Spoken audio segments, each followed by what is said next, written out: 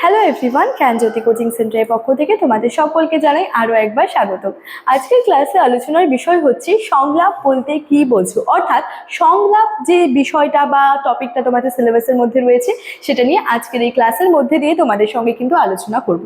তোমরা যারা নর্থ বেঙ্গল ইউনিভার্সিটির অধীনস্থ বিভিন্ন কলেজগুলিতে পড়াশোনা করছো, তোমাদের জন্য আজকের ক্লাসে ফার্স্ট সেমিস্টার এসএসসিতে যাদের কমিউনিকেশন স্কিলস ইন বেঙ্গলি যেটা রয়েছে সেখান থেকে এই সংলাপ যে টপিকটা সেটা কিন্তু একটা অতি গুরুত্বপূর্ণ বিষয়, তো সেটা নিয়ে আলোচনা করব। ঠিক আছে, আচ্ছা দেখো প্রথমেই যেটা বলেছি যে সংলাপ নিয়ে আলোচনা করব। তো সংলাপের ক্ষেত্রে যেটা প্রাথমিক ধারণার ক্ষেত্রে যে বিষয়টা বলেছে যে সংলাপ হলো কি, মূলত দুই বা ততোধিক ব্যক্তির মধ্যে কথোপকথন।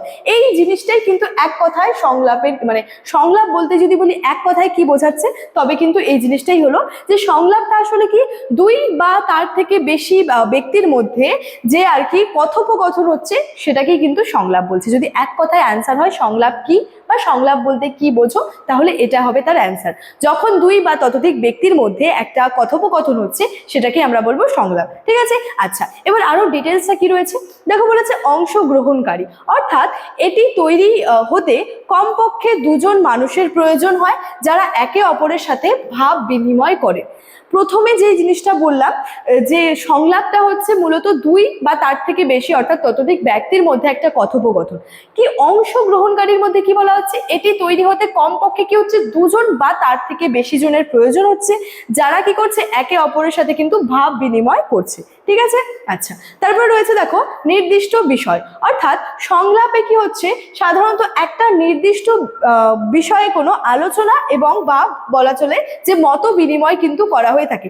এই যে যখন হচ্ছে সংলাপের সংজ্ঞার ক্ষেত্রে বললাম যেটাকে হচ্ছে দুই বা ততোধিক ব্যক্তির মধ্যে এই যে একটা কথোপকথন হচ্ছে, তো সেটাকেই সংলাপ বলছি আমরা মূলত। তো এই যে একটা কথোপকথন হচ্ছে, কথোপকথনটা কি কোনো নির্দিষ্ট একটা বিষয় নিয়ে কিন্তু আলোচনা করা হচ্ছে তাদের মধ্যে, সেটাই হচ্ছে বলেছে এখানে যে একটা কোনো নির্দিষ্ট বিষয় নিয়ে দুই বা ততোধিক ব্যক্তির মধ্যে যখন কোনো কথোপকথন হচ্ছে সেটাকেই কিন্তু সংলাপ বলছে। ঠিক আছে, আচ্ছা তারপর রয়েছে দেখো সাহিত্যের রূপ, অর্থাৎ সাহিত্য, নাটক বা চলচ্চিত্রে যখন চরিত্রগুলির মধ্যে সরাসরি কথা যে আদান প্রদান হয় তখনই সেটাকে কিন্তু সংলাপ বলে। তাহলে ওই সেম বিষয়টাই, যখন হচ্ছে দুই বা ততোধিক ব্যক্তির মধ্যে কোনো একটা নির্দিষ্ট বিষয় নিয়ে যে কথোপকথন হচ্ছে সেটাকেই সংলাপ বলছে।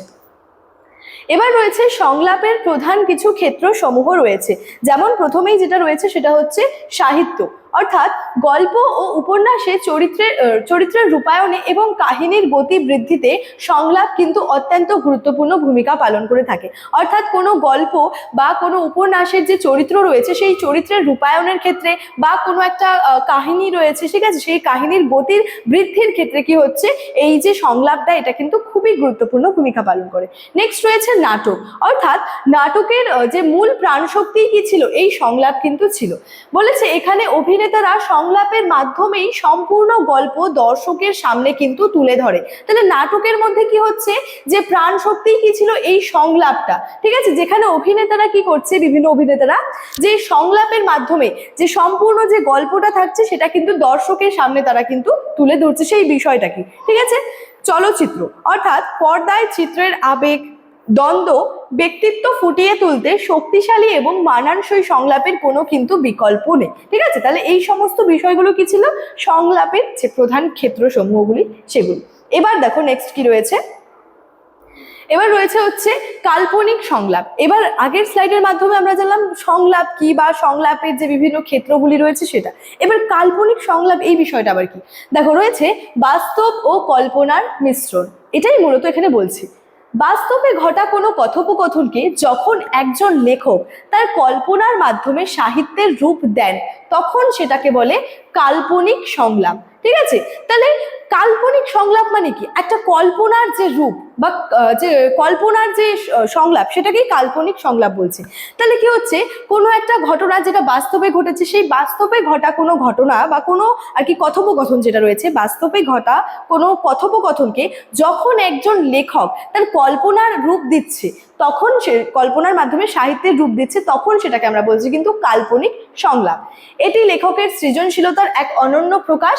এখানে বাস্তব জীবনের সাধারণ কথাবার্তা শিল্পীর ছোঁয়ায় একটা সুনির্দিষ্ট রূপ লাভ করে এবং পাঠকের মনে কিন্তু গভীর রেখাপাত করতে সক্ষম হয়। অর্থাৎ কি হচ্ছে দেখো, এই যে এখানে কাল্পনিক সংলাপের মাধ্যমে কি হচ্ছে যে বাস্তব জীবনের সাধারণ যে কথাবার্তা, অর্থাৎ নর্মালি একটা যে কথাবার্তা হয় সেটাকে যখন একজন শিল্পীর ছোঁয়া লাগছে, সেটা কিন্তু অটোমেটিক্যালি একটা সুন্দর লেখা হয়ে যাচ্ছে, ঠিক আছে, একটা সুন্দর সংলাপে কিন্তু রূপান্তরিত হচ্ছে। ঠিক আছে, তাহলে একটা সাধারণ মানুষের লেখায় আর একটা লেখকের বা একটা কবির লেখায় কিন্তু আকাশ পাতালের তফাৎ রয়েছে। ঠিক আছে, আচ্ছা, নেক্সট যে বিষয়টা রয়েছে দেখো, সেটা হচ্ছে আদর্শ সংলাপের অপরিহার্য বৈশিষ্ট্য। এখানে বলেছে স্বভাব ও স্বাভাবিক। কি বলেছে? সংলাপ হতে হবে আমাদের দৈনন্দিন জীবনের মতো অত্যন্ত সহজ সরল এবং সাবলীল, অর্থাৎ কৃত্রিম বা অতিরিক্ত কঠিন শব্দের ব্যবহার সংলাপের স্বাভাবিকতাকে কিন্তু নষ্ট করে দেয় এবং পাঠকের কাছে তা বিশ্বাসযোগ্য হওয়া কিন্তু জরুরি। অর্থাৎ কি দেখো, সংলাপের যে সংলাপটা কেমন ধরনের হতে হবে, সংলাপটা হতে হবে আমাদের দৈনন্দিন জীবন যেরকম সহজ সরলভাবে যায় বা সহজ সরলভাবেই যে কেটে যাচ্ছে দৈনন্দিন জীবনগুলি, সেরকম ভাবেই একটা সংলাপকে হতে হবে। এবং সংলাপের মধ্যে যদি অতিরিক্ত কোনো কঠিন শব্দের ব্যবহার করা হয়, তখন কিন্তু সংলাপের যে একটা স্বাভাবিকতা সেটা কিন্তু নষ্ট হয়ে যায়। নেক্সট রয়েছে চরিত্রানুরাগ, অর্থাৎ সংলাপ হতে হবে নির্দিষ্ট চরিত্রের বৈশিষ্ট্য অনুযায়ী। চরিত্রের বয়স, পেশা, সামাজিক অবস্থান, শিক্ষাগত যোগ্যতার উপর ভিত্তি করে কি হচ্ছে যে তার মুখের ভাষা কিন্তু নির্ধারিত হওয়া একান্ত প্রয়োজন হয়ে পড়ছে। তাহলে একটা আদর্শ সংলাপের ক্ষেত্রে এই সমস্ত বিষয়গুলো থাকা কিন্তু আবশ্যিক হয়ে পড়ছে। ঠিক আছে, তাহলে দেখো সংলাপ বলতে কি বুঝিয়েছে, সংলাপের ক্ষেত্রে প্রধান ক্ষেত্রগুলি কি রয়েছে এবং তার সাথে সাথে কাল্পনিক সংলাপ বলতে কি বুঝিয়েছে, মূলত এই ছোট ছোট বিষয়গুলো নিয়ে আজকের এই ক্লাসের মাধ্যমে তোমাদের সঙ্গে আলোচনা করলাম। ঠিক আছে, ক্লাসটি শেষ করার আগে তোমাদেরকে একটা ছোট্ট ইনফরমেশন দিয়ে রাখি। তোমরা যারা যারা ভাবছো আমাদের সঙ্গে এই সেমিস্টারে অনলাইনে যুক্ত হবে, তারা স্ক্রিনে দুটি নাম্বার দেখতে পাচ্ছ। এই নাম্বার দুটি হলো আমাদের জ্ঞানজ্যোতি কোচিং সেন্টারের অফিসিয়াল হেল্পলাইন নাম্বার। যে কোনো একটি নাম্বারে যোগাযোগ করে আমাদের সঙ্গে যুক্ত হয়ে যেতে পারো। এর সাথে সাথে তোমাদের সেমিস্টারের কোর্স ফি সম্পর্কে একটু বলে রাখি। তোমরা যারা মেজরের স্টুডেন্টস রয়েছো তোমাদের জন্য কোর্স ফি রয়েছে 1299, এবং তোমরা যারা মাইনরের স্টুডেন্টস রয়েছো তোমাদের জন্য কোর্স ফি রয়েছে 699। চলো, এই ছিল আজকে আলোচনার বিষয়। দেখা হচ্ছে পরবর্তী ক্লাসে। Thank you.